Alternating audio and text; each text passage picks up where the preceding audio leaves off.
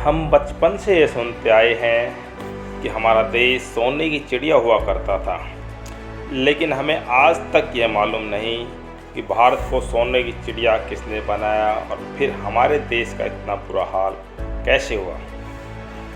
ऐसे बहुत सारे प्रश्न हमारे दिमाग में घूमते हैं। मैं हनुमान प्रसाद अग्रवाल आज आपको इन्हीं प्रश्नों का हल लेकर आपके सामने आया हूँ।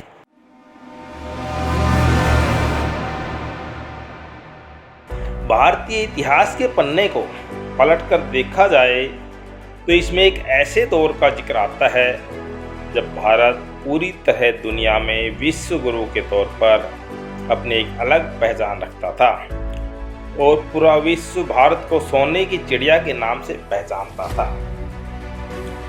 भारतीय इतिहास में एक ऐसा भी समय आया जब देश में बौद्ध और जैन ही रह गए थे और सनातन धर्म लगभग समाप्ति के कगार पर पहुंच गया था।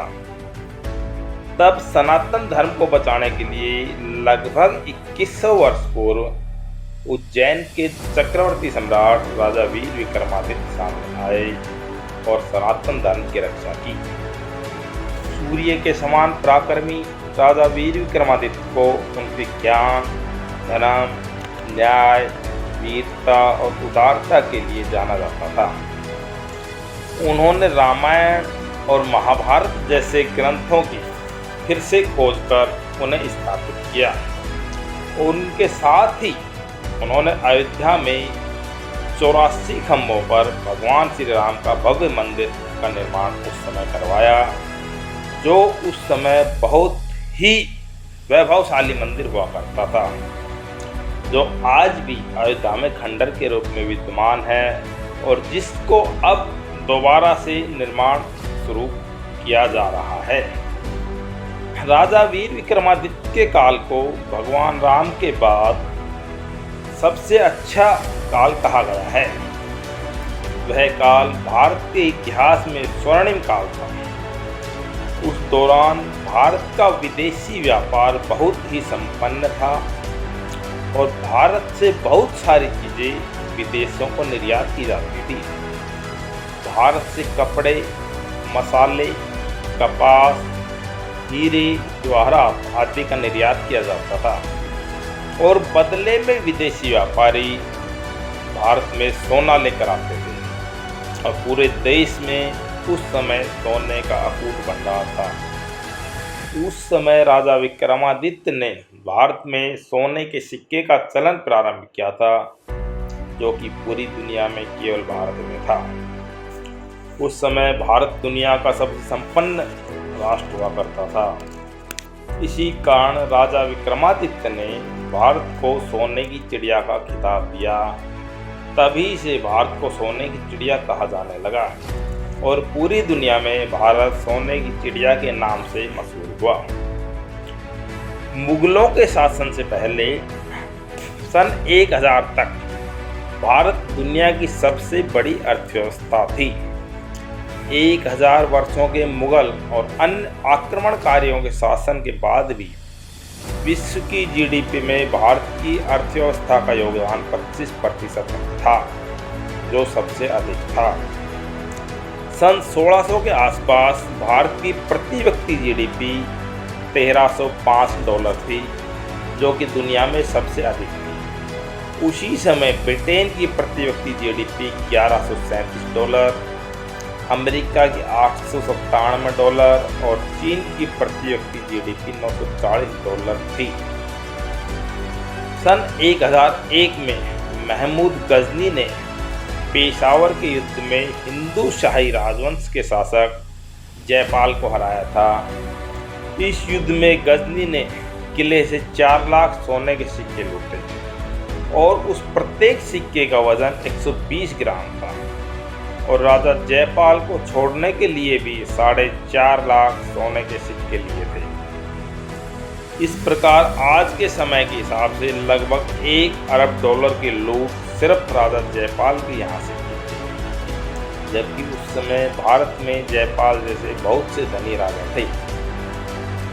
सन 1025 में महमूद गजनी ने गुजरात स्थित सोमनाथ मंदिर भी लूटा और उसका ज्योतिर्लिंग तोड़ दिया। इस लूट में गजनी ने भारी मात्रा में सोने की लूट की थी। भारत को सोने की चिड़िया कहने के पीछे एक बहुत बड़ा कारण तो मयूर सिंहासन भी हुआ करता था। इस सिंहासन की अपनी अलग ही पहचान हुआ करती थी। कहा जाता है कि इसके निर्माण में जितना धन लगा उतने में 2 ताजमहल का निर्माण किया जा सकता था। मयूर सिंहासन का निर्माण 17वीं शताब्दी में हुआ। मयूर सिंहासन को बनाने में लगभग 1000 किलो सोना और बेशकीमती पत्थरों का प्रयोग किया गया। आज के ज़माने में इसकी अनुमानित कीमत 450 करोड़ रुपए की होती है। इतना कीमती होने के कारण ही नादिर शाह इसे लूट कर ले गया। भारत का कोहिनूर हीरा पूरी दुनिया में प्रसिद्ध है। कोहिनूर हीरे का वजन 21.6 ग्राम है और बाजार में इसकी वर्तमान कीमत $1 अरब के लगभग आंकी जाती है। यह हीरा गोलाकुंड की खदान में मिला था, जिसे अंग्रेज लूट कर ले गए और आजकल यह कोहिनूर हीरा इंग्लैंड की महारानी के मुकुट की शोभा बढ़ाता है। वर्ल्ड गोल्ड काउंसिल के अनुसार आज भी भारत में 22,000 टन सोना भारत के लोगों के पास है, जो बहुत से देशों के पास नहीं है।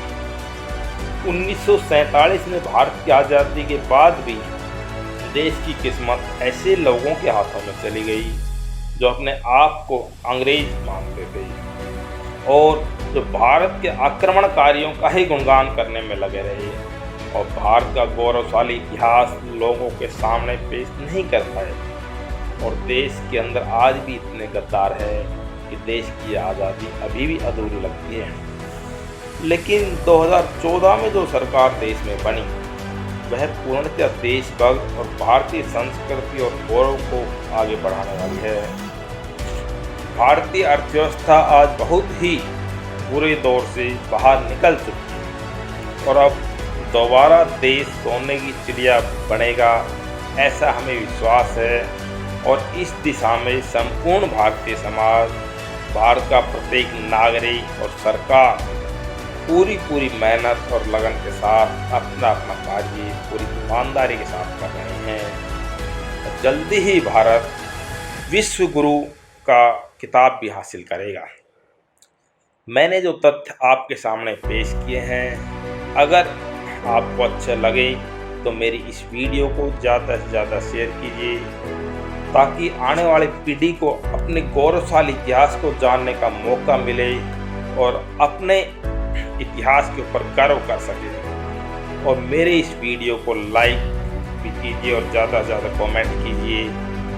और इस बारे में अगर कोई और तथ्य आपकी जानकारी में हो तो मुझे भेजने की कृपा करें। धन्यवाद।